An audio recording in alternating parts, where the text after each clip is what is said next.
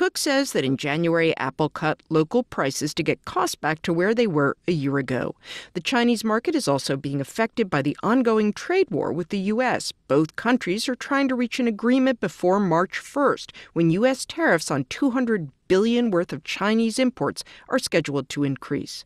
Laura Seidel, NPR News, San Francisco. On Wall Street, stocks veered between small gains and losses today. At the end of the session, the Dow Jones Industrial Average closed down 53 points to 25,053. The Nasdaq was up 9 points. You're listening to NPR.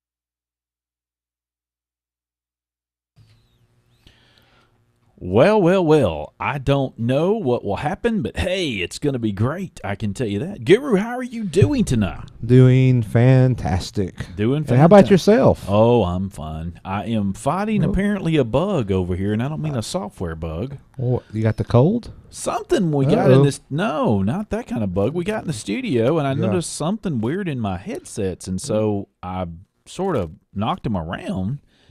And there was like a small spider that came out of them. Weird. And then it was on the desk, and now I'm just sort of weirded out trying to figure out where the thing went. Like I said, you need to run around the building a couple times.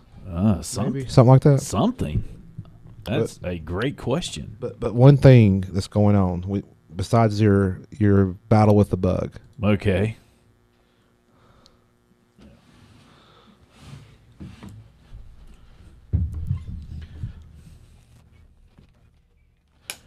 Yes, I know. Yeah, we're missing you, Bruce, tonight. Bruce has got, I don't know what the deal is. He said he wasn't feeling well, so. Yeah, I think Guru's got a little. Yeah, I think that mic's got a little bit of issue. Let's try this one. That's a little bit better.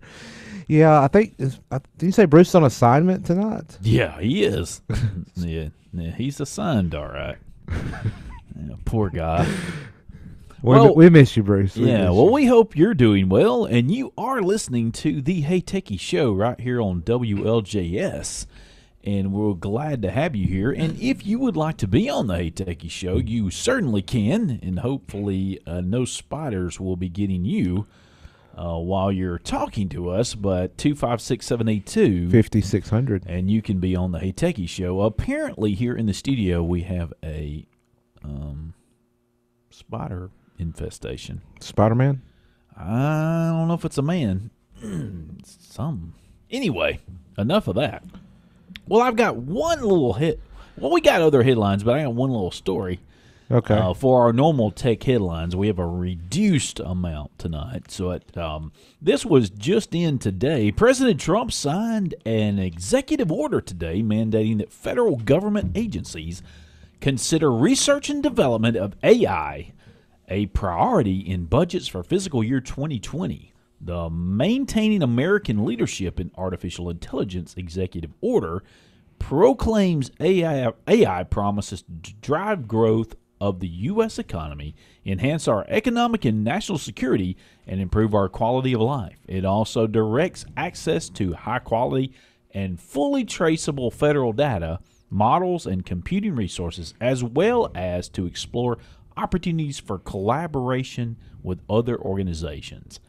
The president's daughter and advisor, Ivanka Trump, took to Twitter in support of the executive order. Well, my question is, how does that work in with this Green New Deal? I have no idea.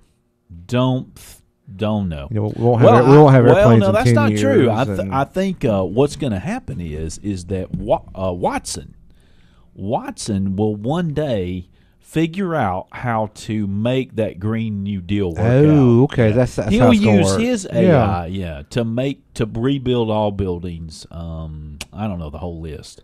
Figure out how to make cows stop farting. That's the key right there. Yes, yeah. That one's the real key there. And there's a few other things too that Watson may be able to do and help with that with the future AI. He can play a mean game of Jeopardy. That's for sure. That is true. I have heard that, but he I think we hadn't heard the last of dear Watson. Nope. IBM's hoping so. Anyway, so you're doing well. You said, I'm doing good. We would like to say Bruce is doing well, but I can't swear that would be the truth. So bless his heart. But anyway, ain't everybody worried about him the way you're saying bless his heart and all that. Yeah, well, it's okay. Bruce is fine. He just couldn't make it to the studio tonight, so we miss you, man. See if he's listening. No, just wait about 10 seconds. See if he he's not sends us a message. He's not. I can imagine that he's not. But anyway. Yeah, but a lot of as always, we have a lot of stuff to talk about. It's normal. Yeah, I had an update story. Oh, okay, yeah. And I am trying to find it. And I don't remember which one of these. Well, how about this? This kind of caught my attention, I guess, yesterday. Amazon a while back announced that they were going to New York City for their Amazon HQ2. Yes. And now the folks in New York they don't want it. Yes, there's some resistance, and I mean we'll get into more after the break, obviously, and later on. But some resistance, and it kind of threw me off. This is going to bring a lot of jobs, and not just jobs, but very well-paying jobs. You would think any city in America would just be excited if Amazon or a company to that caliber said, "We're coming there, building its headquarters." Mm-hmm. I don't get the logic in it. Maybe I'm just not thinking correctly there, but it's like, really? I mean, I don't know. Oh, here's the update story. Okay. Now I remember. You brought this up. I guess it was last week, I suppose. Or it might have been the week before. These things run together. But anyway, you brought up about the sudden internet outage going to an island. I think the Tonga Island. Yes, out there in the Pacific. They had a piece of fiber got cut. And apparently, it says here it took 13 days to find the fault and reconnect Tonga, which lies nearly 2,400 kilometers, 1,500 miles northeast of New Zealand. Out there. But the headline here, I guess, is I guess it's sort of an op-ed, I guess, really. It's called Learning to Talk Again, Life Without Internet in Tonga. One individual is quoted in the article as we had to learn to talk to each other without internet messaging. We didn't know anything, what was going on, anything on the news, or if there was a cyclone coming. I mean, do they have a lot of those right there, I guess? But, here's the thing. The government, set up, a temporary backup, what you want to call it, satellite base. Yeah, granted, it wasn't, they couldn't give people full unfettered access because the bandwidth. But if something of that magnitude was coming, and there's a lot of cyclones in the Pacific, by the way, but if something was coming to that magnitude, you would think that the government would know. I mean, they would make sure that got to them. Speaking of that, Guru, it says in here some queued for hours to access the satellite service. Yeah, we mentioned that last week. Yeah. Another internets. Another quote here. I actually felt that it was pretty good to be forced off the internet and talk to people again. They had to play they had to go mine their Farmvilles, and is that still a thing? I don't know. I guess. Oh, you speaking of that? That's funny. You bring that up because right here it says in that quote of what I just said, while others pottered about in their gardens or went out socializing. The old-fashioned socializing. Actually going somewhere. Correct. And say, hey, how are you doing? Good to see you. Yeah, right. That doesn't happen as much as it should. That's one thing when I go on vacation, I like to try to disconnect as much as possible. I still keep connected to keep up with family and stuff back home, but I try my best to unplug as much as possible to actually, All right, sure. Yeah. There were a lot of people going out during that time, going to bars. It was so full, they say. Well, yeah, nothing else to do. There are areas that are critical, and most of them need confirmation of supplies and when the goods are arriving. So things are kind of in the dark and dangerously low. All those public places and bars and restaurants probably running out of food and supplies. I mean, supposedly that was the Minister Chief Saleh Akuala. But did you say that they have the internet restored, their fibers restored? It said 13 days. I'm assuming that's it what sounded it sounds like. It sounded like they're past this now. What was the name of that island again? Tonga. Yeah, this is a pretty decent article. You can hear me typing on this keyboard, man. All right, so the cable, by the way, joins up Southern Cross Cable Link, linking Australia, New Zealand, Hawaii, and the United States. So it goes a long way. You said it was 11 days. This article is 11 days without the internet. It was served on January 20th, so 11 days would be 31st. So I guess it's back. Yeah. Even if you don't count weekends, it's still that's out. It's kind of out there. Yeah, New Zealand. I mean, there's some islands around, but still, it's very remote. It says that the cable is suspected to have been cut by a ship dragging its anchor. Ooh, not good. That was an expensive. I'd say expensive anchor, but it probably was. But man, that's pretty bad. So anyway, there's just a little bit piece of update on a story we would cover previous week. We try to, if we find something, we usually try to pass it along. Hey, Techies Show, be right back.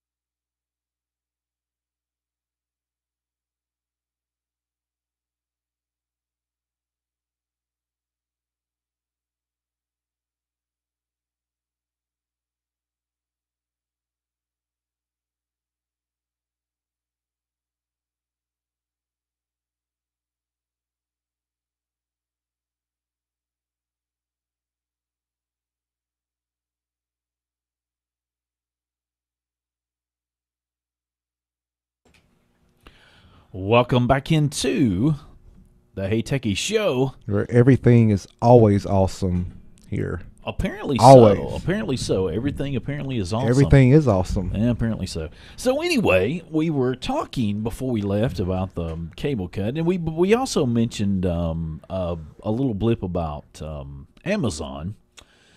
And I have another story here related to Amazon, and apparently it has been, I guess it's today, Amazon is said to acquire mesh router company Eero. EERO. Yeah, I've heard of them before. Haven't really had much experience with their products, but yeah.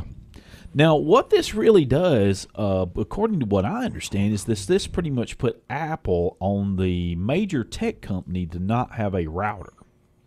Google, Linksys, and now Amazon they're able to deploy now something like a router, either in a home router or even something a little nicer than that. Now, I've never used this product. I understand that Eero is a mesh wire Wi-Fi network. You know, it has a base pack and then like a couple of beacons they sell for $3.99.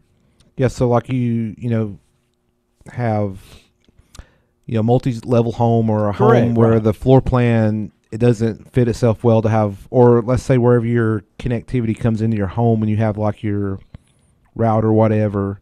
A lot of times that's tied to like a television receiver if you have something like Uverse or something to that effect. So you get out there in the fringes, or even like in your backyard, because I mean, this connectivity is so important today, and basically you can it's almost like a signal booster to a certain degree. I mean, if you want to be simplistic about it, but I'm sitting here, they got a lot of information on their site kind of explaining what this is for somebody who's not too technical. Right. The mesh idea works on multiple access points. They sort of interact and work together. And, but to cover your same like network name. Correct. It's not like you could. No. Yeah. No. Yeah, they're right now like their base Eero like the router is like $199, covers up to 1,500 square feet. Then you can get a beacon for $149. It adds another 1,000 square feet. Oh, okay. Or you can get one Eero and one Eero beacon for $299. So save a little bit of money if you buy them together. Or you can buy one Eero and two beacons for $399. There you go. Or 3 Eeros. So I guess if you had the ultimate Wi-Fi experience, I guess if you had Ethernet connections needed in multiple rooms, and some newer homes they are wired for Ethernet. So right. Yeah, I do something similar to this, but I use a different technology. But yeah, I mean, this stuff's becoming more and more commonplace. Where before you have to be really an enthusiast to go to this level, and it was you could do it. It's just it was a lot more difficult to set up. This stuff makes it very simple for somebody who doesn't really have don't have to understand how to set up. It's just almost plug and play. Right, exactly right. Now, if you were into the Google Fi, if you ever wanted to be a part of the Google Fi, I just wanted to pass along some information that I found out. You can now buy, according to this article here from Engadget, you can buy the Google Fi SIM card at Best Buy now. Apparently, the SIM card will cost $10 to purchase, but Google will compensate you the $10 credit towards your service when the card has been activated. Oh, so you it's almost free. Almost like a free after rebate type thing. Correct. So it's just the SIM card. So if you already had an unlocked phone. Right. Okay.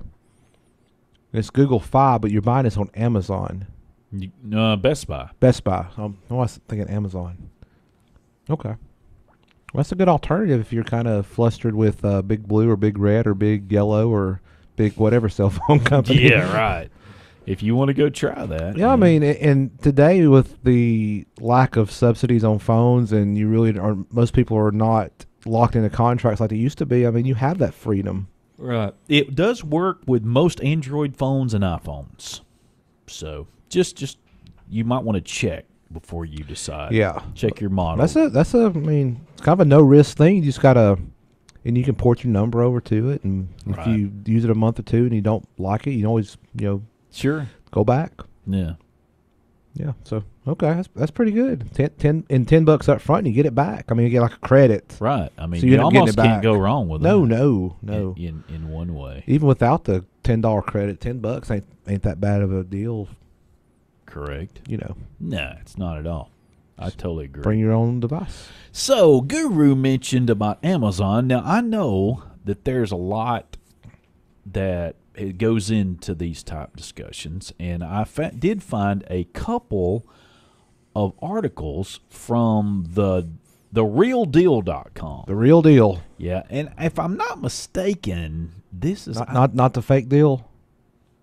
No, it's not fake and news. They are actually, they might be based in New York. That's what I was trying to remember. Yeah, New York Real Estate News, The Real Deal. The Real Deal. Yes, and one reason why they're involved, they kind of covered this, is because the real estate market is sort of where they were gonna go in Queens. That was one of the concerns that a lot of people were worried about, is the real estate market may go haywire. Well, I think the property values in that area have already started to go up. Right. Since the announcement. Correct, right. Well, anyway. It's the law of supply and demand. Yeah. Now, this article begins, Amazon is considering pulling out of a deal for a new campus in Long Island City. It is said to bring 25,000 jobs to New York, and they also believe, as we just said, they'll put the area's real estate market into overdrive. Now, it has been heavily criticized as a giveaway to the tech giant. And one view of that is because it's billions in tax breaks. Now, the article goes on to say that since Amazon is yet to lease or purchase office space for the project, it would be able to withdraw, and that the Washington Post reported, citing two sources familiar with the company. Amazon executives have had, according to this article, internal discussions to release the New York plan and explore alternatives, the report said. Now, Virginia officials quickly passed an initiative package for the company's plans, where final approval from New York isn't expected until 2020. So Virginia is trying to get into the game. Nashville, I understand, has already had a big welcoming sign. Says if it don't work out there, certainly come down here. I wonder if the mayor of Birmingham's like, say, hey, come on down here to the Magic City.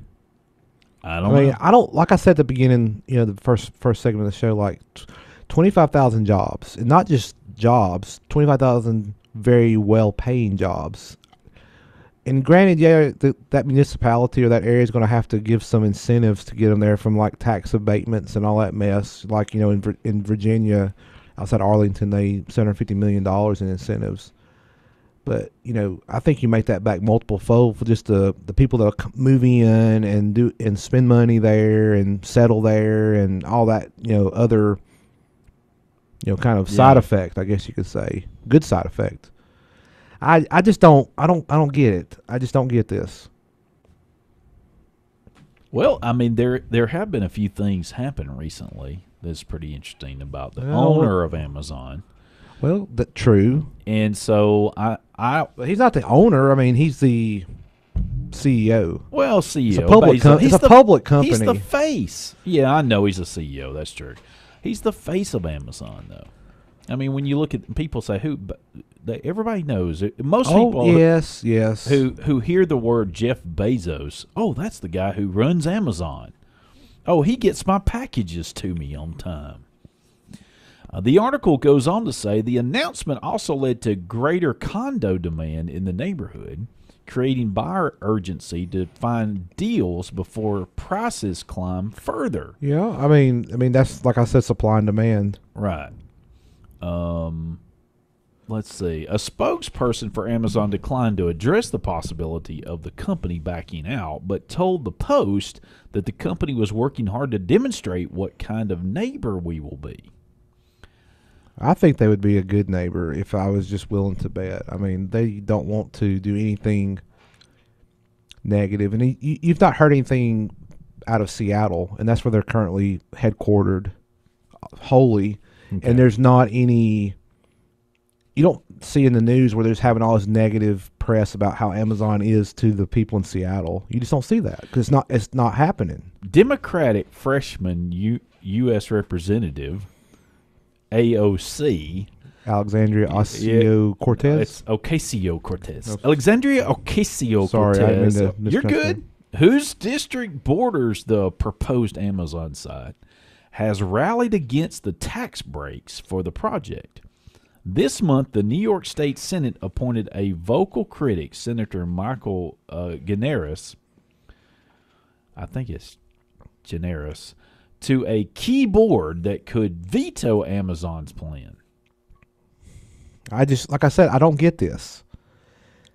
Because you got to think also, Governor Cuomo and New York City Mayor de Blasio were both, huge supporters of this, and they've been working with Amazon, trying to get them to come here. And now you've got other elected officials in different roles that are like, no, get away. We don't want you. And Amazon is going to say, all right, bye. We'll see you later. Okay. I mean... I'm just shaking my head over here, like, what? This is not happening. Okay, so this is a Saturday story, a Friday story, from my understanding. Okay, that was Friday. Friday. So I've got another article here, same company. Okay. TheRealDeal.com. Real deal. They update the story, I think, on a Saturday. So apparently the politicians you had the 24-hour news cycle. The politicians kick in, over there have had time to think about it now. So Mike Generis, I think is how you pronounce it. He represents Queen. I think he's state senate. He's New York State senator. He opposed the deal in general, and here's what he says. If they want to threaten that they won't come here without it, that's their decision, but we shouldn't allow ourselves to be extorted, he told the Wall Street Journal. New York City Council member Brad Lander took to Twitter on Saturday to air his stance on Friday's carefully timed threats from Amazon and the company's constant – listen to this – the company's constant monopolistic certainty that they have the right to make their own rules and dictate them to the rest of us. Now, this is a politician talking about other company dictating rules to the rest of us. I'm sorry. That's just classic. Come on. Seriously? I mean, really? That is funny. Now, I mean, I don't know what to say. He really had to think all weekend on that one. Let's see. You mentioned de Blasio. So, Amazon allies, as you said, Guru, Governor Andrew Cuomo and New York Mayor Bill de Blasio also addressed the report. De Blasio put out a statement saying that he fully expects Amazon to deliver on its promises to New Yorkers. And Cuomo, golly, can't speak to that. I knew how you say it. Cuomo reportedly said the loss of the campus would be tremendous. Oh, I agree. Yeah, big deal. They lost them. Says that opposition at governmental, the opposition. Let's see. He took aim at state senate, describing senators' opposition as governmental malpractice. He went on to say, "I've never seen a more absurd situation." Neither have I. Man. Yeah, you're going to just Amazon. Amazon just gonna say bye. Bye. We'll see you later. Bye. Yeah, I don't know. I mean, so anyway, that's the little feud going on up there in New York. And meanwhile, you have the people in Nashville. You said, and more than likely Virginia. other places. Well, I mean, Virginia's getting there. They've approved the incentive, but then you got like Nashville's going to try to take advantage and say, "Hey, come on down here. We'll take you." And there's probably others. I mean, I wouldn't be surprised if Mayor, what's his name, Wolfen, yeah, Birmingham Mayor. He's probably taking to Twitter. I don't know his Twitter handle offhand. Woodfin? Yeah, that sounds about right. Yeah, Randall Woodfin. Yeah, Woodfin. Let's see. Let's see. Yeah, he hadn't tweeted in a couple days. Well, that was yesterday. Yeah, he probably. I don't see nothing here recently. He probably don't want it either. Well, he was all about it initially until we kind of got dropped out in one of the earlier rounds. I mean, yeah. Like I said, I don't see if any city, county, municipality, whatever, if Amazon came and you said, we want to bring 25,000 very well paying jobs, like these are good jobs. Now, what can you do for us in terms of tax incentives? And this happens every day, folks. This is not like this is some outlandish thing. This happens to get businesses here. When Honda came to Lincoln, they got huge tax incentives. Right. They're building that Toyota and Mazda plant in Huntsville. They got huge tax incentives. Right. We just announced last week, we covered on our headlines about Blue Origin. Yes. Another Jeff Rocket. Bezos company. They're coming to Huntsville to build an engine. I guarantee you they got incentives. I'm sure they did. This happens. And if somebody like Amazon, a company like Amazon said, we're going to come to your city and we want to bring 25,000 jobs to have another headquarters. People they be jumping over folks trying to get that business and get that company in there. One would think. I just don't get it. Don't get it. Yeah. Now, moving on a little bit, but in the same vein of what Guru was talking about, apparently people are also been out of shape on this, Guru. Is this like the week to get been out of shape? There is a report. Well, I can halfway understand this if it's true, and that's the reason I'm bringing this up. Okay.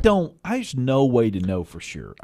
When you're talking about financial statements and things like this, you really got to delve in and dig in. You really got to know what you're talking about. It's not, it's just not your average person. You're just going to hope that the story you're reading is accurate. Yeah. Okay. There was a report come out that Netflix paid zero taxes on record $845 million profits in 2018. Now, to me, that seems odd.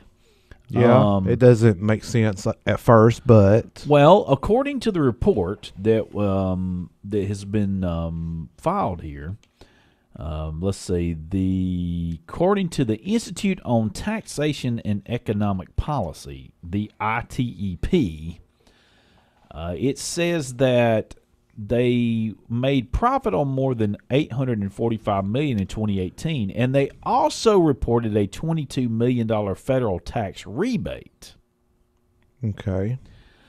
They claim, the ITEP claims that Netflix is still exploiting loopholes in the tax code that helped it gear up to become one of the nation's leading entertainment companies.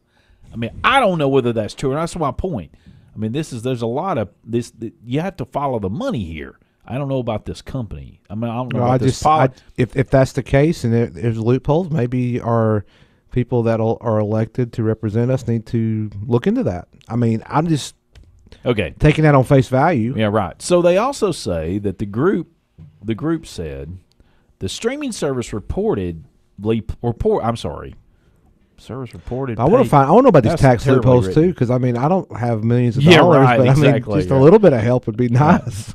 Reportedly paid $131 million in taxes in 2018, but most of that was paid to foreign governments. See, this story just doesn't make sense. It's pretty clear. That's why I wanted to read it, because it just, to me, I just don't know about these things. It just seems odd at times. It goes on to say the notes to the financial statements have a detailed section on income taxes.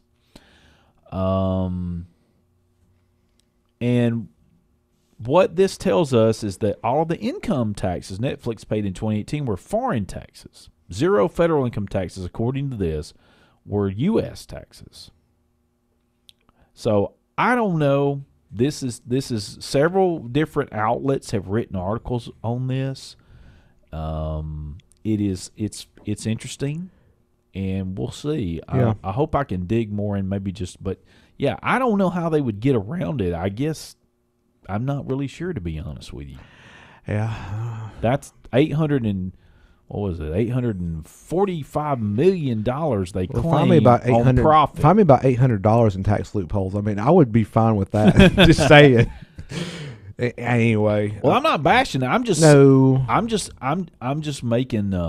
This is the stuff that's out here. Yeah, and so it will be interesting to see. And I think I had. Let's just go to a flat tax. Everybody pays a certain percentage, and you're done. Sure. Yeah. Pay 10%, whatever. Right. Mm-hmm. Sure. Yeah. No, it's not going to happen. Well, I know, but I'm just throwing it out there. Don't want to turn that into a political discussion for sure. I'm trying to read through here. Want to see if there's any more in. I don't think there's anything. Nah. Okay.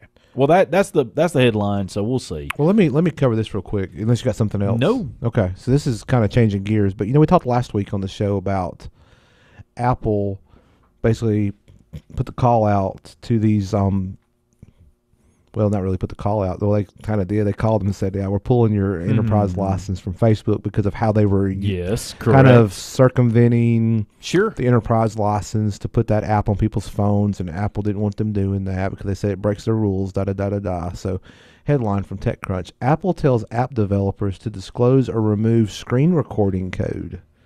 Uh-oh. This is a couple days ago. So, excuse me. So this was... Apple's telling app developers to remove or properly disclose their use of analytics code that allows them to record how a user interacts with their iPhone apps or face removal from the App Store. An Apple spokesperson in an email to TechCrunch said, quote, protecting user privacy is paramount in the Apple ecosystem. Our App Store review guidelines require that apps request explicit user consent and provide a clear visual indication when recording, logging, or otherwise making a record of user activity, end quote. Excuse me. Goes on to say more of the statement here. We have notified the developers are in violation of the strict privacy terms and guidelines and will take immediate action if necessary. And what it goes down, what it boils down to based on some stuff TechCrunch kind of did some investigating, there is a company called Glassbox. Okay. And they've got a cross-platform analytics tool that specializes in screen replay technology. Basically, it allows companies to integrate its screen recording technology into their apps to replay how a user interacts with apps. And it can be just to see from a usability standpoint, from a debugging standpoint, that sort of thing. Yes. I mean, this stuff happens. I mean, a lot of websites you go to have Google Analytics. It's not recording your screen. It's just keeping track of visitors and all that kind of stuff. But this is more like you open an app and it sees where you're touching, what you're typing, that sort of thing. So Glassbox says it provides technology among many reasons to help reduce app error rates, but the company doesn't enforce its customers to mention that they use Glassbox's screen recording tools in their privacy policy. So their customers are the app developers. Okay. So Apple's gotten wind of this, and apparently some app developers are not properly disclosing that your actions are being recorded, as in screen recording. And Apple said, nuh-uh, y'all better either take it off, disclose it, or we're pulling your app. Right. I don't know if it's in this article, but there was a bunch of very popular apps that were doing this. Let me see if I can find that. Huh. Well, at some point, Apple's going to ding everybody. Well, I mean, and it goes back and it shows that they're showing the privacy piece. We talked about that last week with the whole trying to sideload that app, and Apple's like, So let's see. Does this have it? I thought I had an article, but obviously I did not save it. I remember seeing Air Canada as one of them, which I know not many people probably use that here. I don't want to just start naming off ones and misspeak and put one in that group that's not. Yeah. Let's see. Apps. What's that called? Glassbox? Glassbox. Let's see. Yeah, try to vamp for me while I'm looking for this, because I'm not doing a good job of talking fine. while I'm searching here. Doing it live, folks. This is live radio. It's fine. Okay, so here's Expedia, Yes. Hotels.com. Okay. This is an article from Fortune that mentioned those two in particular. Oh, this. I guess I need to mute my laptop too. I thought I saw Air Canada. I may be wrong there, but I don't want to call anybody and put them in that group that's not. But anyway, so there you could have some apps on your phone that use this. Just so you know. I mean, I don't know how you would know other than to try to research, a particular app name here and go. You could probably Google that, put in the app name and say Glassbox, and see if you can find anything. Correct. Okay. But this goes back. I think Apple's doing the right thing here. I know we bash them about expensive iPhones and other things that they do, but like they continue to show like we're here for our customers' privacy. Right. You know, we that's the line in the sand, and you cross it. Well, we're gonna pull your app, or there'll be consequences to be had if you cross that line. So, again, bravo to Apple there. You know, I give them credit when credit's due, but I also give them I'll criticize them when they do that as well. Right. Yeah, Tim, you got too expensive an iPhone, by the way. Not that I have any hard feelings about that, but you know. Well, when we come back, we will move on, I'm sure, to something else, and we'll be glad to have your call, 256-782. 5600. And you can be on the Hey Techies show with us. Be right back.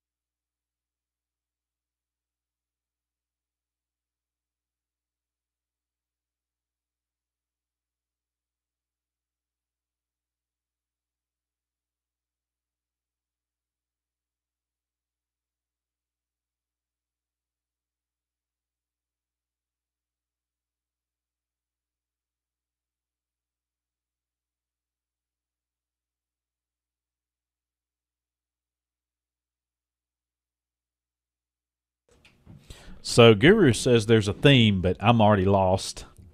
Yeah, there is a theme to these songs. Cool. Okay. I may have, if I'd have known that ahead of time, I may have made a note to pay more attention. Well, I mean, I'll tell you what the songs are. I mean, so far, Everything Is Awesome. That was the first. That was the first bumper. Yeah, that's right. Everything Is Awesome. That's right. It was it was a different mix than the traditional. Yeah. It was the Everything Is Awesome.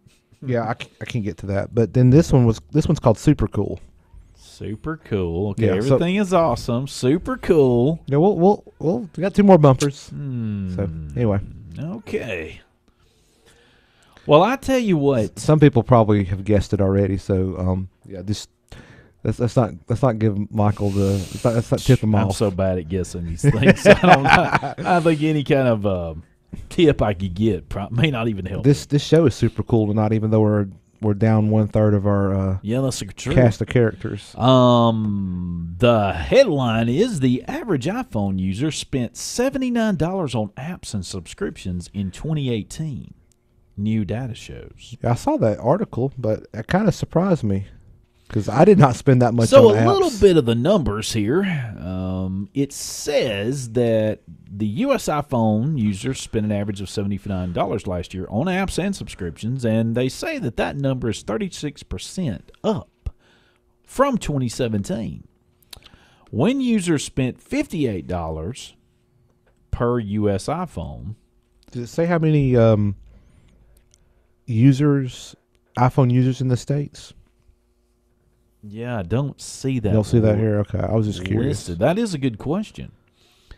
It says for comparison's sake, that number was 47 per iPhone in 2016 and 33 in 2015. So a little bit of the numbers here, that makes 36% growth between 17 and 18, slightly lower than the 42% between 15 and 16, according to this. Well, according to this, 44% of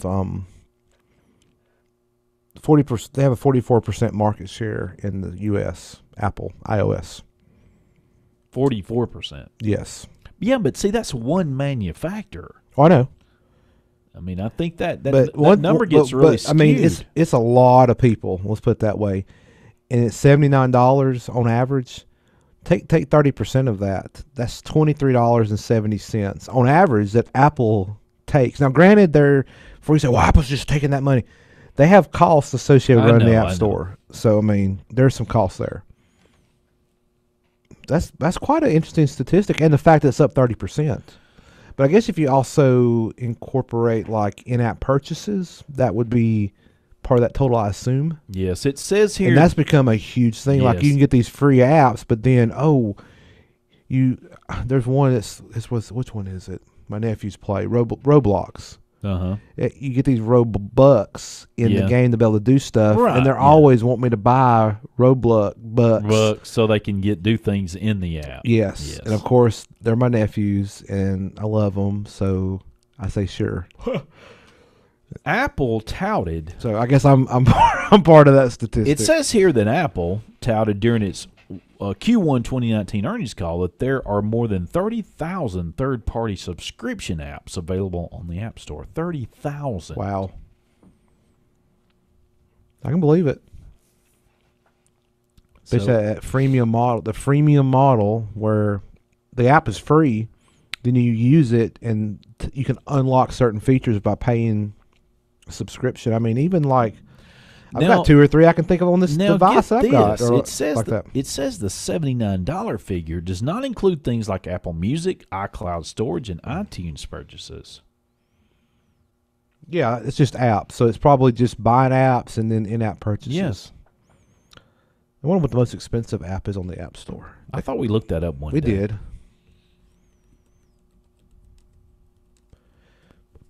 That may be skewing the...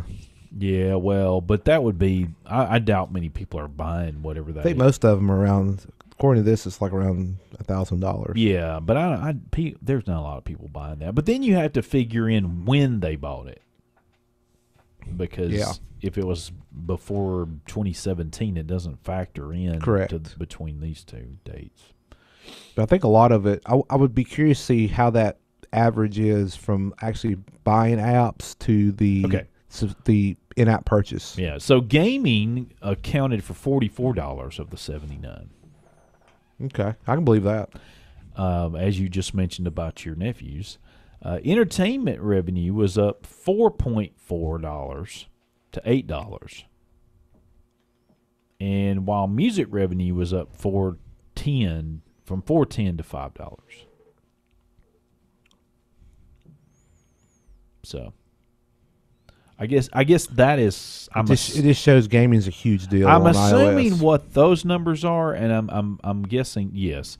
I'm guessing they're talking about per iPhone. I think that's what they're referring to on those as well. Yeah, basically take that $79 figure and kind of break it down. Yeah, on average per person.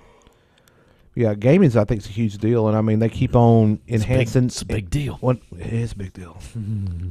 But they keep on enhancing the capabilities from processor, CPU, GPU, memory, and all that. I mean, where you can run some pretty impressive stuff on an iOS device. Right. Well, so no need to buy the Nintendo Switch or whatever. That may be some fighting worth somebody. Sorry, I would say so. This article is from 9 to 5 Mac, and the author is Chance Miller. And of course, we have all that in our show notes that I try to keep up at HeyTechiesShow.com. Yeah. And if you missed the first hour, which we're getting close to the end of the first hour, but if you missed most of this first hour, missed last week or whatever your excuse for missing out on the show, you can go and you can listen to it there. You can watch the video. You can download the audio. You can even, with your Apple device, you can go to the podcast app and search for Hey Techies. And guess what? We're in the list of apps. And not apps, but we don't have an app. We're in the list of podcasts. Open the podcast app. Or if you're one of those people like Michael that has to have an Android device, I apologize in advance for your inferior technology. Yeah, but you can also go to Google Play and find us there as well. Yeah. And we're on the Apple TV, so you can go to the podcast app on the Apple TV. Listen to us on your big screen. Yeah. But if you do have a Google device, hi-fi. But if you do have a Google device, yeah, and I guess if you have the Google services, all you have to do is search Hey Techie Show, and it finds the podcast. And you don't have to boot up. You don't have to go to a podcast app. It has them listed there. Okay. You can just play them right from within the search. I wonder if I could say on here like, "Hey, play Hey Techies." I don't know. Play Hey Techies. Sorry, I can only search by topic for movies. No, Siri can't. Sorry, Siri's pretty awful. Oh, let's see what. I'm not a fan of Siri. I was trying to listen to a podcast on the way to work. On the way here, and I was in my car, so I was driving, so I had hands on the steering wheel, so I used the Siri. I could do Siri through my car, and I said, "Hey, play," and I gave the name of the podcast. It wasn't Hey Techies; it was a different one, and Siri could never figure out what I was saying. It would say, "Are you referring to this one or this one?" I was like, I tell them the one, and it keep asking me the same question. I'm like, "Man, you suck, Siri. Awful." Anyway, just rant over. Oh, really? For now. I got plenty more, I assure you. Well, let's see. In the Google Play Hey Techies podcast, my first one is the Stitcher. It finds us on Stitcher. I bet you if I said this. It finds us a few Play other podcast, places too. Hey Techies. Apple, iTunes. Oh, and then see, it gives me recent episodes down below. If I say play podcast Hey Techies, it'll start playing. Yeah, there you go. Maybe. There it goes. Yeah, there it goes. Yeah, okay. That's it. There you go. You just had to word it the correct way. Yeah, you gotta speak Siri language, I guess. So. Yes. You got to speak the Siri language. Even find some videos. Yeah, the videos. It's not much to see there, but two talking heads, unfortunately. Hey, wait a minute. We're talking about one of those at least. Yeah, I'm talking about myself too. Well, we hope you're all doing well tonight, as I've said.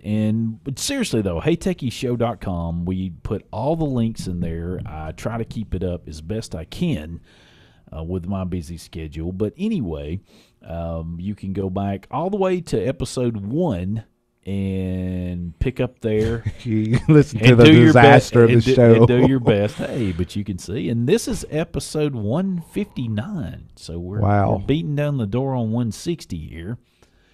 And so anyway, a quick thing here. I got a text a while ago, and I think you got one. Yeah, I got it too. I already threw it in the rumor segment. That's a good one. We got I heard that our that Hey was Techies brain trust comes to the rescue. Yeah, I heard that was coming. By the way, I saw another article based on this too. But if you want to know what that is, you have to listen for our dose coming up. Our dose coming up. Yeah, we won't tell you right now. No, it's called a tease. Yeah, that's right. By the way, it's the most exciting thing I'll show coming up. Real quickly, for those of you that do WordPress, there is a plugin flaw.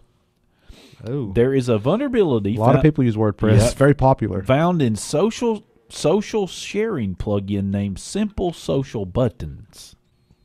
They say it's on more than 40,000 WordPress sites. Huh. In the report, he describes the issue as an improper application design flow chained with lack of permissions check. Luca Sicca, a developer and researcher at WordPress security firm WebARX, discovered the security issue last week and reported the problem to the plugin's author. And what did the plugin's author say? I don't believe you? I don't know. I'm just kidding. I don't see that listed about exactly what they did say. Let's see. Security hole that can be exploited to take over sites. They said they needed to plug that security hole. They believe you can take over the site. Not good. Yeah, that's the thing about those plugins. They're nice and handy to have from the times I've messed with WordPress, but you got to stay on top of that stuff, unfortunately. Yeah. It's not a set it and forget it. That's not the best policy. What's it called? Simple Social Buttons. Simple Social Button. I wonder if that's still available. Well, all right. I think we've got it here. We're going to have to go to our dose coming up next. If I'm not mistaken. No, we got about 10 more seconds before I got to start playing this thing. So, yeah. Oh, I always read that. It's across the room, so I always read that wrong. My goodness. Oh, no, we're supposed to be going now. I'm sorry. I missed the cue. Oh, well. You're going to miss the first few seconds. I was correct the first time ever. Hey, Techie Show. Be right back.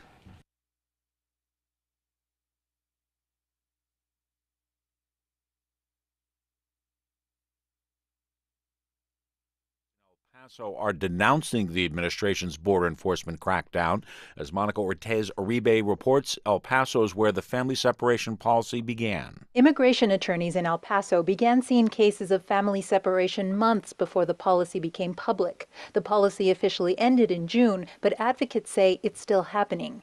Taylor Levy, the legal coordinator at a migrant shelter in El Paso, says her organization gets 1 to 2 calls per week about kids being taken away from their relatives after they enter the U.S. And lots of times we're seeing things like 1 DUI and that being pretext sufficient to separate small children from their parents. Levy was part of a legal team that recently reunited a Honduran mother with her 2 daughters. The family had been separated since October. For NPR News, I'm Monica Ortiz-Uribe in El Paso. Even as the president takes the stage in El Paso, there are reports out of Washington tonight. Negotiators have reached an agreement in principle to fund the government, avoiding another shutdown at the end of this week if it gets approved. However, there are few details at this hour. Negotiators from the respective parties are giving no timetable for staff to work out a final version. Will reportedly address all 7 spending bills that expired during the recent government shutdown. U.S. Republican Senator Richard Shelby, who is one of the congressional negotiators working on the plan, spoke to reporters tonight.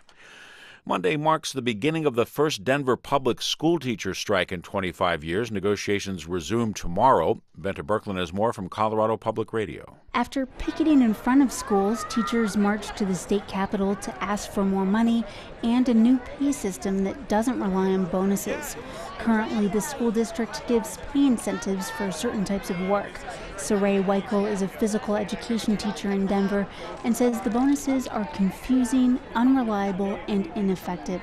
We've been holding off for a long time and not getting what we want, and I think finally we've come together. The district and the union have negotiated for more than a year and not reached a deal. Denver Public Schools says the incentives are needed to attract teachers to high-need schools. For NPR News, I'm Benta Birkeland in Denver. Some black clergy and community leaders gathered on the steps of the Virginia State Capitol in Richmond today to say they would be willing to give Governor Ralph Northam a second chance.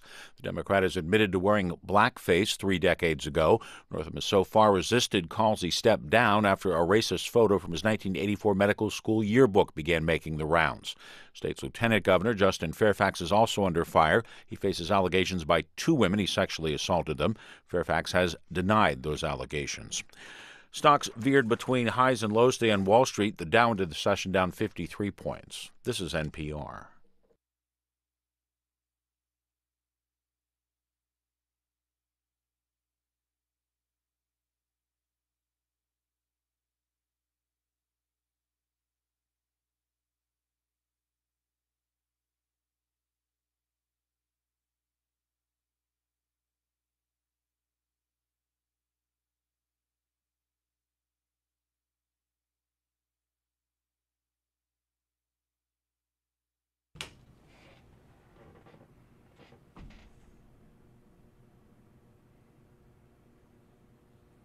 Welcome back into our dose of the Hey Techie Show, and so glad to have you here tonight. And right off the bat, we'll go ahead and get this out of the way. President Trump signed an executive order today mandating that federal government agencies consider research and development of AI a priority in budgets for fiscal year 2020. The Maintaining American Leadership in Artificial Intelligence executive order proclaims AI promises to drive growth of the U.S. economy, enhance our economic and national security, and improve our quality of life. It also directs access to high quality and fully traceable federal data, models, and computing resources, as well as to explore opportunities for collaboration with other organizations. The president's daughter and advisor Ivanka Trump took to Twitter in support of the executive order. And that's your one headline. Yes, well. Sorry, we didn't No do worries. a good job with a variety this week. I didn't find tons I was just nuts about, to be honest with you. I just didn't have time. I'll be right up front and honest. Well, that's okay. We still got a lot to talk about. Oh, and yeah, some absolutely. really good stuff. So, anyway, so glad that you are here with us tonight. And if you're not, well, I'm sorry to hear that. Missing out on a good show. Just me and the guru tonight. Bruce is not in if you're just joining us, but you could join us, 256-782-5600. And you could be on. Do you hear that sound? That's the sound of thousands of radios changing the channel. You better, come on. No, I'm just kidding. Whatever.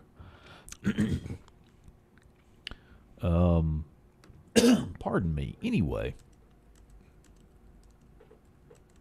Let's see here. Just trying to get that was a quick break. We took it late too, so that didn't help. Man, it just seemed like it went by. Bam. So there was something I was going to. I wish Bruce was here because Bruce has talked about using this at one of their subsidiaries, but this is from Business Insider. It's sort of tech related, but ex-Walmart exec says theft helped kill Walmart's cashierless checkout technology. I was wondering about this. Yeah, so they had for a while there, they were testing in some stores. They called it Scan and Go. Yeah, in Walmart, to where basically you would scan the barcodes with your smartphone as you put them in your basket, and then you could avoid the checkout at the end. Or I think you still had to go through the checkout, but it was like a quick process of the self-checkout where you basically scan QR codes and it, checked you out immediately, and you didn't have to put all your stuff up there and scan it all. So you scan as you went. So this, from Business Insider, former Walmart executive said shopper theft was a major reason why the company killed the Scan and Go, which was a cashless checkout technology, several months after expanding it to more than 100 stores. This person, Joel Larson, a former Walmart senior manager who led Scan and Go as the head of checkout innovation before leaving the company in October, he was quoted in this article as You think that the theft is bad on self-checkouts. Wait until you try Scan and Go, where nobody is watching the customers out in the aisles. And he goes on. This is another person. This is Walmart Chief Technology Officer Jeremy King. Said during a conference last night, we found too many errors in the process, making sure people were scanning things right, multiple quantities, that sort of thing. I've wondered about this. I mean, I just didn't. I was just curious about it. It looked to me that before when they were starting this program, I didn't say it at the time, but I thought that theft could be a problem. Then in a statement that Walmart provided Business Insider, well, in response to the story, Walmart referred Business Insider to a statement the company issued when the program ended. So this was already previously prepared. And it goes on to say, in our efforts to minimize friction points, we found that the program created some of its own, such as receipt checks, weighted produce, and unbagged merchandise resulting from using the program, Walmart said. In addition, they go on and say, additionally, low adoption has played a role in removal of this program. No, there we go. Now we're getting to the real meat of the story. Well, there we go. Low adoption. Well, low use or no use. Well, I mean, part of it is who wants to check out their own purchases. And I mean, but I got something I want to add here at the end. Let me finish this real quick. So Walmart did roll out this past holiday season another mobile checkout program to its U.S. stores called Checkout with Me. Mm-hmm. And that program enables roaming Walmart employees to process customers' payments using handheld devices made by the San Francisco company Inouye, which Larson joined after leaving Walmart. So it kind of works like Scan and Go, but it's you got a Walmart employee kind of basically they took the cash register and put in a little small device so they can do it anywhere in the store and don't have to go to a place that has a cash register, point of sale terminal. So, but one thing I've thought about, have you been in the Walmart here in town look recently? Nope. They've done a major. They're getting grocery pickup in Jacksonville. Yes, they're getting grocery pickup because they started to paint that little orange stripe on the side of the building, and they've got like the mark. Oh, I have parking. They got the parking places marked off. I've seen some things closed off in there actually. Yeah, but I went in there a couple weeks ago, and it was just the front checkout was kind of under some transition. But I went in there last week. They've got, I lost count. I tried to count them, but I couldn't count them real quick without being obvious I was counting. But they're basically, they have more self-checkouts. Yes. They don't call it self-checkout, call it, Scan and Go. Right. What they're calling it, but it's self-checkout. They have 5 regular cash register lanes that are traditional, where you put your stuff on the belt and, an employee rings up your purchase. Everything else is self-checkout technology. They have 5 regular. So, well, all I can say is that's going to make for some really long lines the day after Thanksgiving. Yeah. Anything like that I mean, I'm sure they'll use some, but the thing is, like, if you're buying a large order, even me, I don't mind using the self-checkout technology if I have a few things. But I start having, more than 10 things. That's too much, But maybe with that, along with pickup, a lot of their large orders will be kind of shifted to pickup potentially. Well, yeah, I'm sure that's the hope. I'm glad to see that the local Walmart here in town is getting grocery pickup. That's going to be, One thing they also got too that I don't know if it's like set up yet. They have this big, they call it a pickup tower. And it's just the big contraption. It's a big behemoth. Yeah. And if you order something from Walmart.com and have it shipped to the store, you get free shipping. Or something you go online. It's not grocery, but other things, and you go to pick it up later. Apparently, you can walk up to this little pickup tower and scan a little code in your email. I'd heard. I think we talked about this. And it the order's inside this tower, and it brings it down to you. Oh, it's robotic.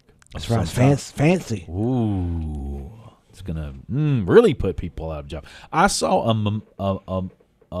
meme that somebody posted. I've probably seen this too, but go ahead. On Facebook that said, I'm still waiting on my W-2 from Walmart.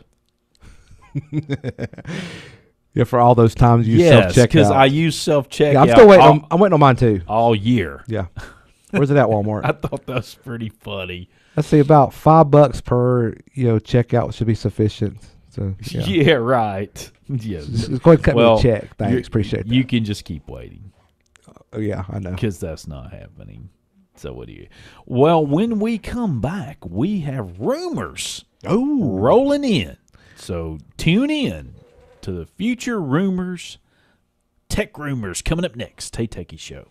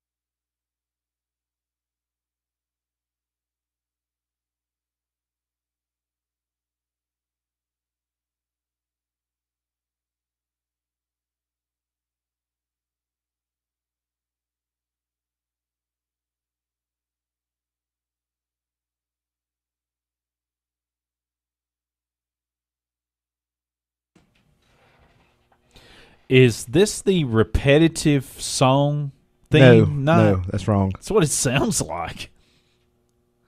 Well, this song is called Catchy Song. So we had Everything is Awesome. That other song I've already forgotten. Now, Catchy Song. That's right. This song stuck in your head? Yes, it is, actually. This song's going to get stuck in your head. Mm-hmm. I won't sing it because I don't do a good job singing.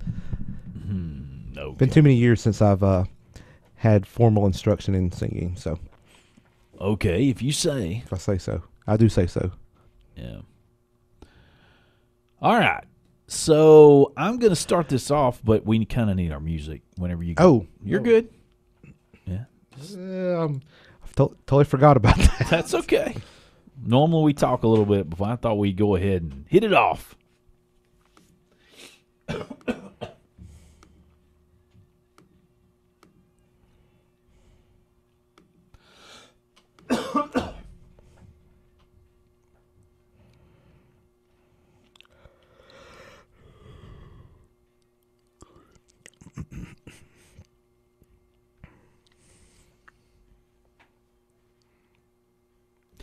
Well, folks, here we go again. Another one of these states, municipalities, that are considering about a tax that would go on Netflix and downloads. Another one of these cloudy type taxes. From the Atlanta Journal-Constitution, it says Georgia lawmakers, coaxed by dozens of lobbyists swarming the state capitol, are pushing for a tax on digital video, books, music, and video games. Legislators and internet providers see it as a giant pool of untapped cash and could be used to subsidize construction of internet lines in economically depressed rural parts of the state. It goes on to say Georgia is the latest state to consider a far-reaching tax on internet services. Now, the proposal pits current customers against communication companies such as AT&T, who stand to profit because the digital tax would replace existing higher taxes on cable TV, phones, and broadband equipment. Interesting. Yes. Now, they go on to point out that, according to this now, about 66% of Georgians oppose the idea of taxing the internet. Shocking. That's probably pretty much globally. Yeah. TV and phone services to raise money for rural internet, according to a statewide poll conducted by the AJC, the Atlanta Journal-Constitution. Well, I'm in support of rural internet. I've always been a proponent of that, but how much money are they going to throw at that? I mean, anyway, I'll digress. No, you've got a valid point. It says here now, get this, nearly 60 lobbyists for cable, TV, and cell phone companies are making an argument that it's not only fair that every service be taxed equally, that it's only fair that every service be taxed equally. Currently, various taxes and fees cover cable TV, phones, but not satellite TV and internet video. I pay taxes and fees on my satellite television. I'm pretty sure I do. But here's the thing, though. Like, you're being taxed for, like, everything. Well, yeah, but like you pay for internet. No matter how you pay for it, whether you pay a cable company or whatever, pay cellular companies that have internet on this phone, you're paying taxes for Netflix. But then if I subscribe to Netflix, I got to pay another tax. So that double taxation thing kind of like what bothers me there. Over the top for a Netflix customer. If this plan were to go through, and that's why I put it in the rumor section. With a $12.99 month plan, a 4% tax would cost 52 cents per month. Now that seems like nothing. Okay. Yeah, I mean, it's 4%. And 50 cents is minuscule. 50. It says it would cost 50. It would cost 52 cents per month, or $6.24 per year. But as you said, will that money actually go to where? That's the question. Yeah. That's the question. And our government as a whole has spent so much money attempting to do rural internet. I don't know. Now, given that, we also have to put here that this legislation, the tax proposal, has not been introduced yet in Georgia. Okay. But a bill is coming from a group of influential rural House lawmakers who have made internet access a priority. And so they figured this is a way to do it. It's like we always say with the rumor segment, we shall see. Yeah. We shall see. So anyway. This is sort of you done with that one? Yeah. Okay, I got one real quick here. And then we got several We're here. good. Mac Rumors, this is like, they did an unscientific poll. They did like a online poll. But they asked readers on Twitter if they would prefer to see USB-C ports or Lightning ports on the 2019 iPhone lineup. And according to their poll, which again is unscientific, 74% said USB-C and 26% said Lightning. Which we've seen some rumors recently that USB-C is not going to happen on the 2019 iPhones. I have but one of those. Yeah, but it's just kind of interesting. But I'll say this: when I first read this, like, well, I'll tell you what I want from a 2019 iPhone. I want the price to go down. That's right. I told you that out there in the green room. That's I right. said, like, I want a lower iPhone price, please, Tim. Your phones are too expensive. I think I've said that like at least twice in the show already. But anyway, yeah, I had that one. But what else you got? Let's see here. And related to that, like you said, there's some articles, and this is not very long. This is The Verge New Verge. iPhones to stick with Lightning over USB-C, claims a report. So I'm closest familiar with the And matter. including in this report, they claim that you're going to get stuck with the same 5-watt USB-A charger in the box. Well, just get a bigger charger. I mean, According to a report from Mac Otekara, I'm just still surprised it even includes a charger, Yeah. charger extra, cable extra. that the iPhone's models will be equipped with a Lightning connector and not the USB-C.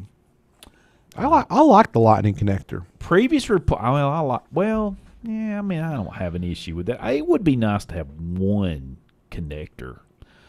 Previous reports had claimed that Apple was testing some versions of this year's phone with a USB-C. I'm not a fan of the USB-C connector. I just think it's kind of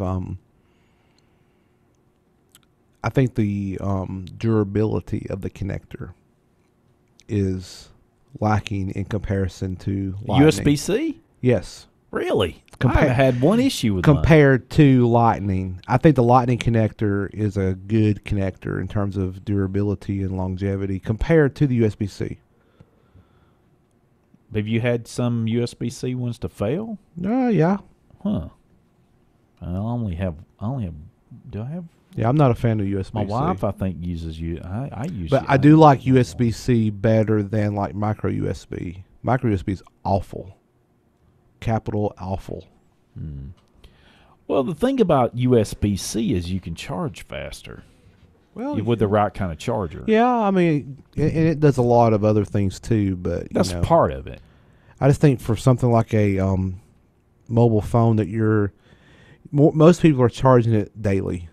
Well, it's really not going to be a fact. I think it's just the repeated unplugging, replugging. You're gonna wear out that plug, and I want to have the $1,000 iPhone. My goodness, it's real. The funny thing about it is, it's really not a problem for me because I'm not getting an iPhone. So, I'm not getting one anytime soon. They can do whatever they want to on that one. So anyway, but yeah. Let's see. Do we have something else here? Yeah, I have something else. Yeah, go ahead. This was shared by our friend Andrew.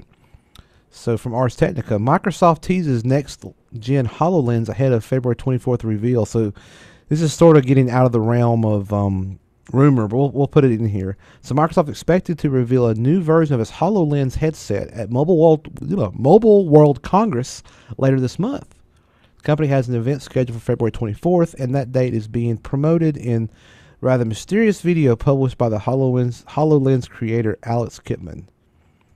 The planned 2019 release of the next generation headset was leaked last year, codenamed Sydney. New model is expected to be lighter, more comfortable, and sport a better display. The sensors are updated, and Microsoft has confirmed that it will include an updated holographic processing unit, HPU, with AI acceleration capabilities. Processor is believed to be a Qualcomm Snapdragon 850, replacing the Intel Atom first gen unit. Really? And there's a video in this article too.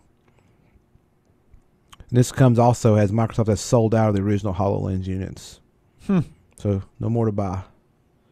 Oh. So I mean that just further supports that it's coming. So yeah, this little video is very short, but you can watch it in the show notes. We'll put the link. Yeah, that's coming up in the end of this month. I think. It's the 24th. I think it said. Yeah, February 24th. Almost the end of the month. So yeah, Andrew, thank you so much for sharing. Yeah, I that. appreciate that. Yeah.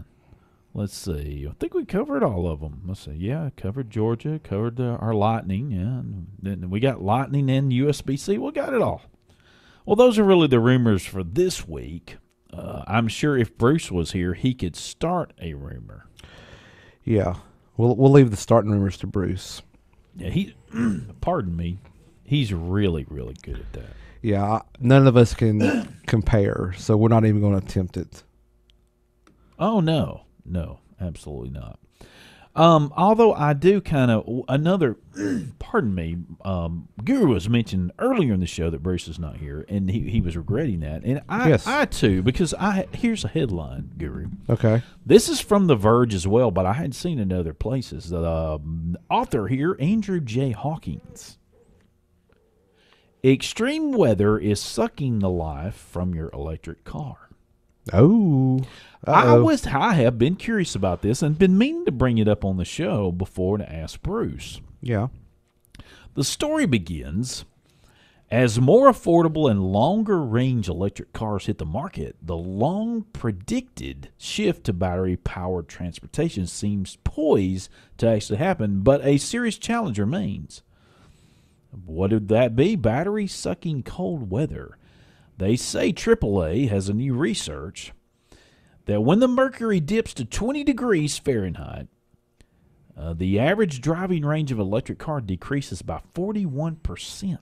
Now say the first part of that again. There is a report by AAA that says when the mercury dips to 20 degrees Fahrenheit, Yeah. 40%. It decreases by 41% of Wow. the range. That's pretty significant.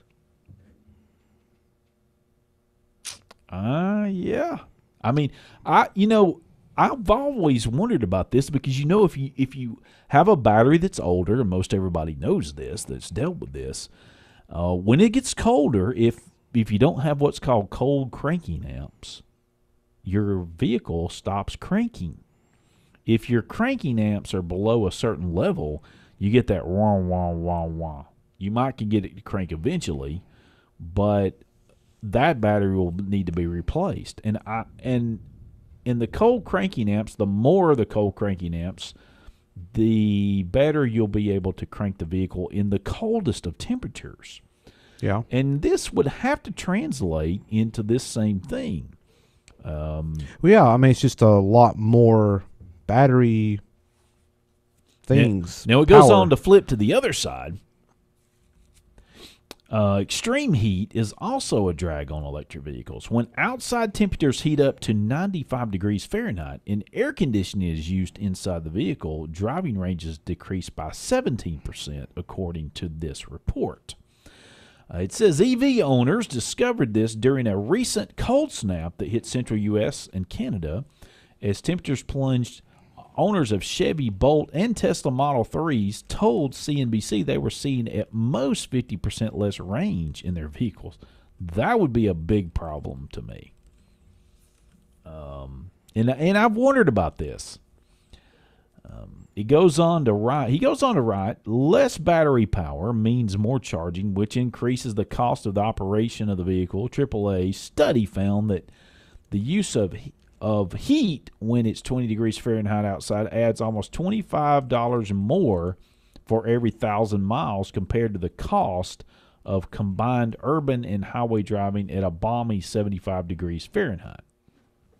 So basically what I'm gathering from this, anybody who owns a Tesla needs to live in Florida or California.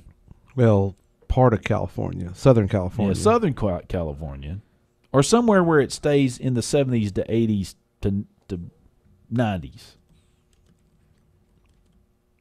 Yeah, it prefers. Okay, so an update on February 11th this morning, Tesla spokesperson disputed AAA's findings, of course they would, based on real-world data from our fleet, which includes millions of long trips taken by real Model S customers. We know with certainty that even when using heating and air conditioning, the average Model S customer doesn't experience anywhere near that decrease in range at 20 degrees Fahrenheit, and the decrease in range at 95 degrees Fahrenheit is roughly 1%, they claim. So they're disputing AAA. Oh. They're saying, uh-oh. So I want to give the whole story, so I was wondering about that too. I figured that Tesla would speak up. They're not going to have their and I don't know, they could be, they have their data, so possible. But I have still wondered about the cold and whether or not that would take a big toll, pardon me, on electric vehicles.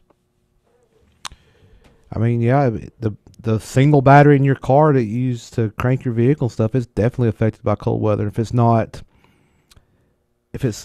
long in the tooth, now if you're going to have some problems in adverse conditions. Right. Now, if you want to know more about this, obviously we'll have the article posted on the HeyTechieShow.com. But this right here says AAA tested 5 electric vehicles: the BMW i3, the Chevy Bolt, the Nissan Leaf, the Tesla Model S, and Volkswagen's e-Golf, all with a minimum of EPA estimated driving range of 100 miles. Real-world driving conditions were simulated using a dynamometer, which is essentially a giant treadmill, for cars, in a closed testing cell where ambient temperature could be tightly controlled. Yeah. It says to determine the effects on driving range, scenarios for cold and hot weather conditions, both when using HVAC and not, were compared to those of driving with normal outside temperatures. Surprisingly, AAA found the impact on range was pretty much uniform among the cars tested. However, as I've said a while ago, Tesla has already said that this is hogwash, that their cars do not have these issues. Of course. Ours is the best. At least that's what they said. So they're calling this fake news. Yeah. Apparently Tesla is. I mean, that's shocking that they would. There it is. And that's Musk saying, that's fake news. And they could be right. I don't know. I don't know either. I mean, it stands to reason to me, actually, that the cold would affect it, and the heat, and mostly the cold. I don't know about so much the heat, but to me, it probably could. But I think the cold's what really tends to wear on a battery. Yes. They get these supercapacitors, and maybe they're not as affected as bad with the. Right. Now, I probably should have put this in the rumor section, but I kind of really didn't want to do that. We'll just play it again. No. Yeah. There you go. Yeah. All right. So there is a person. Let's see. This is from mspoweruser.com. And the headline, I'll hate it if the new Windows 10 19H2 start menu looks like this. And he gives he shows what it looks like. Now, I'll tell you what it reminds me a little bit of. Let me find this article. Here, I'm going to spin this around. Okay. So you can actually see. Where else? I was looking like for something small. No. I don't know about that. What? Pardon me. Why change it? I mean, I'm perfectly content with what I've got here. Well, because I don't want that. Like, I take all those, I can't spin this around probably with unplugging stuff that I shouldn't be. You take all the live tiles off? I took all the live tiles off. Yeah. Anytime I set up a computer, that's one of the first things I do. I take the Cortana off the taskbar, and I disable all the live tiles. Me too. Now, pardon me. I am so sorry. I'm about to start bringing water in here. I got some cough drops. Yeah, I need water. We have heard, he says here, we have heard that Windows 10 start menu is set for redesign, which will de-emphasize or even remove live tiles, they're saying. They're saying it's going to replace them with static icons. Well, I don't want it all. Which the live tiles, I mean, there'll be some upset folks. I know if that happens, oh man. He goes on to say, while some may imagine this means going back to the Windows 7 start menu, pundits believe something like the above, and he shows a picture. And basically, it's similar to the previous thing, but at the top it has recent apps, and it has 4 across, and in this case as the Windows Office apps. Then it has recent sets, and I'm not exactly 100% sure what that's talking about. They look like live tiles, but they look like just pictures.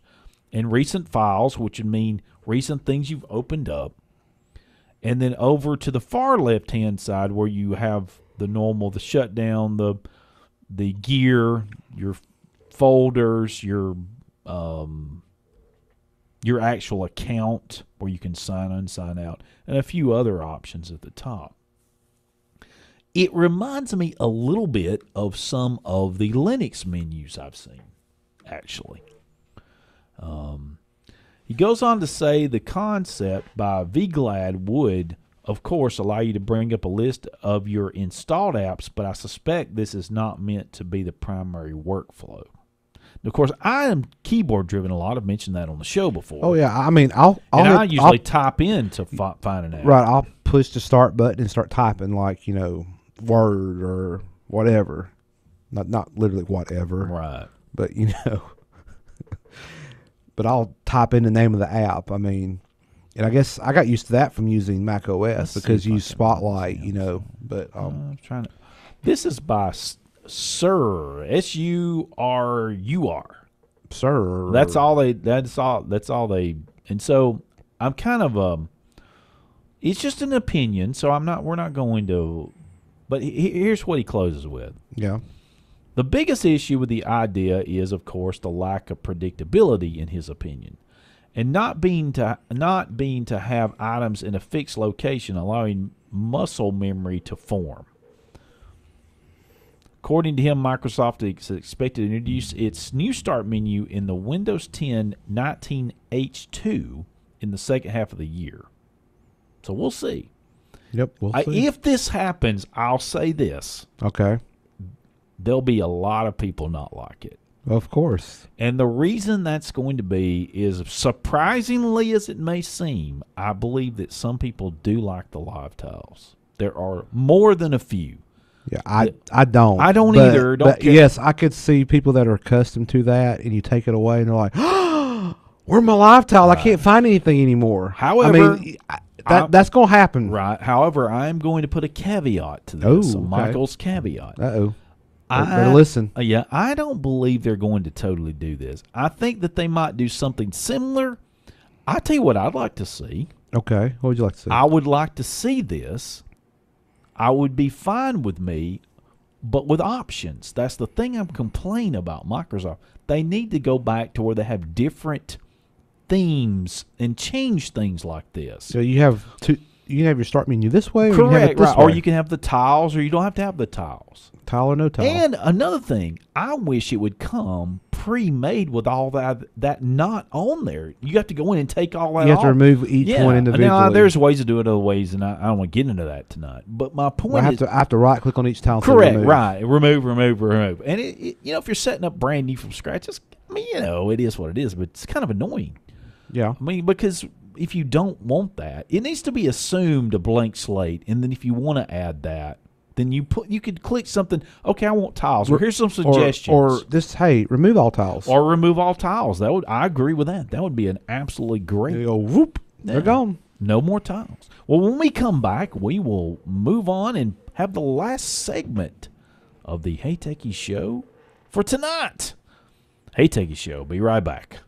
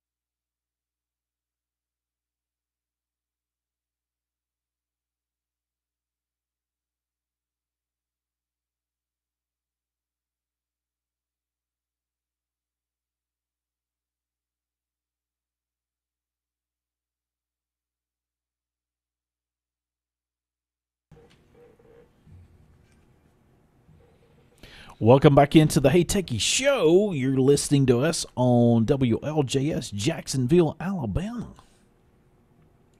So, do you have a guess as to the theme of the bumper music songs?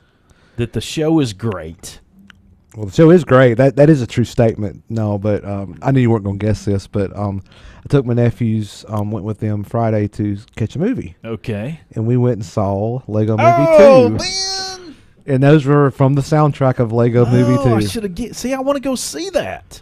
It's a really good movie. Oh, I love Lego movies, man. Why did I not and know my nephews this? like they were glued to the screen the entire time. One of my favorite. It's really good. Even an adult, you'll enjoy it as well. Yeah. Oh, I want to go see it. One of my favorite Lego movies is the Batman Lego movie. It's hilarious. Some of the best one-liners.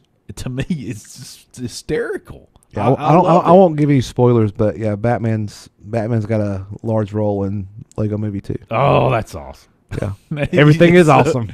Yeah, man, Batman. It is really funny. There's a lot of adult stuff in it, but it's clean. But that super cool song, that's one of my favorites out of it. And that one they played during the credits. I know because I was like, what is that song? And I asked Siri to watch this song, and it told me. So I was like, now I went back and listened to the whole soundtrack. But cool. Yeah, make sure you stick around for the credits if you haven't been. I would like to go. I really would like to go see it. It's a really good movie. The first one, I just cried. I don't go to the theater a whole lot, but that one was definitely worth going to see. Yeah. So anyway, yeah. So I didn't expect you to guess that, but I thought I've got to do a little theme here. That's great, Gary. Boy, you got me on that one.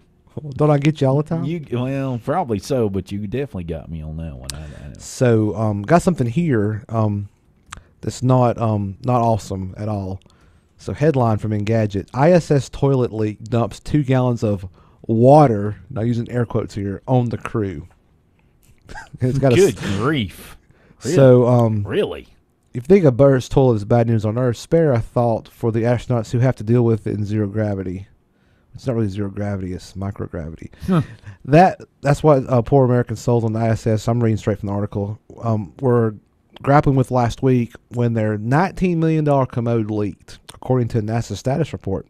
Around 9.5 liters of water spilled out as a result of the accident. My goodness. The crew had to clean it up using towels while working to fix the leak, claimed the space agency. The current toilet was delivered to the craft aboard the Space Shuttle Endeavour in 2008 after the previous one malfunctioned.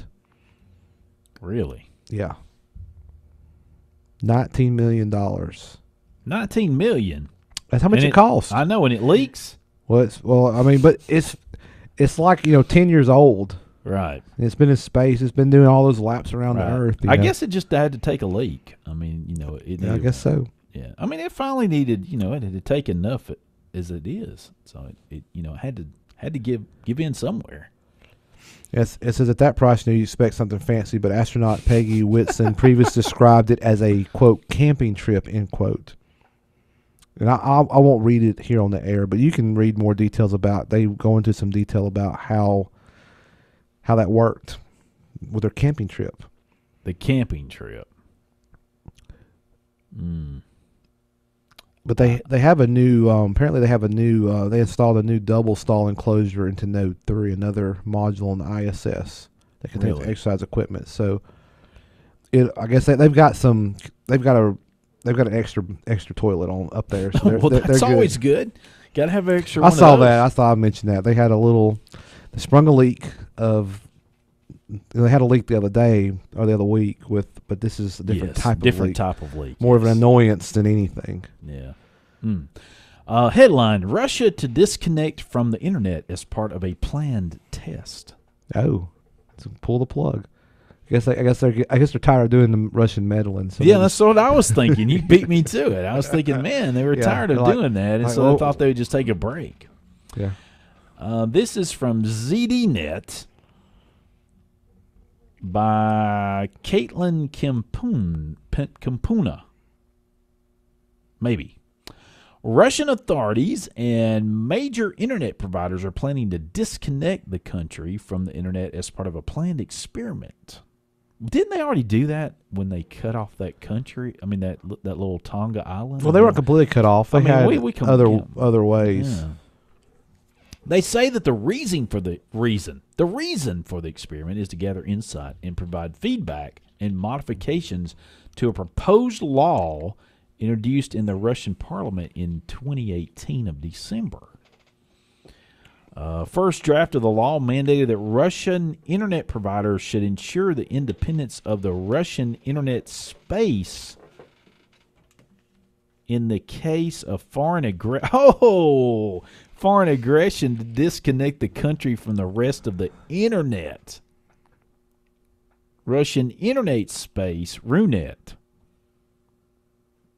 In addition, Russian telecom firms would also have to install technical means to reroute all Russian internet traffic to exchange points approved or managed by Roskomnadzor, Russian telecom watchdog. Now this sound like they're trying to what'd you say? It's almost like with how China kind of filters and monitors the internet and blocks certain things. Yeah, this my observation here. The Russian telecom watchdog will inspect the traffic to block prohibited content and make sure traffic between Russian users stays inside the country. Now, how in the world, now if you used a VPN, how would you? Unless they block that traffic completely and just say no VPN. I mean, but if they don't do that and you're using a VPN, I mean, they kind of don't know because it's all encrypted, especially if the endpoint's outside the country. Wait a minute. This says February 11th. When did that come out now?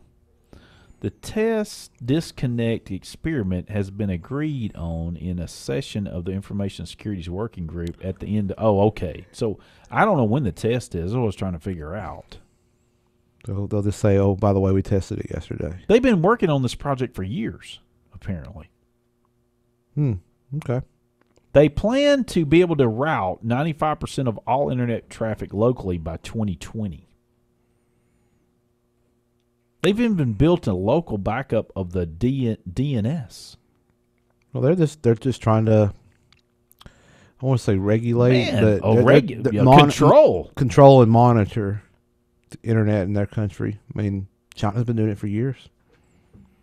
So, yeah, it is what it is.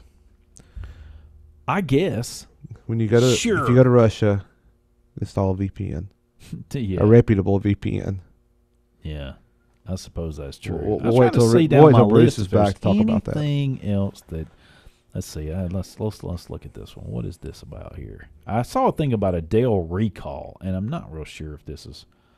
Let's see here. I don't even know if this is worth mentioning. Maybe y'all go if you have a Dell laptop, go to probably I guess their support site. They can tell you if you're affected. Recalls hybrid laptop power adapters over shock risk.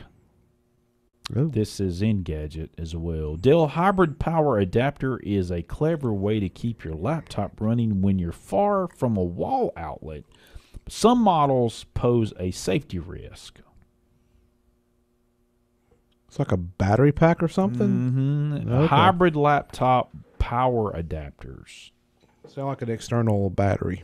What it sound like I guess. Yeah. About 8,900 of the adapters are affected in the U.S., plus another 475 in Canada. So it's a small number. Yeah. Thankfully. There may be a small number of them anyway. Yeah, if you have one, just need to check. There you go. Just check your local retailer.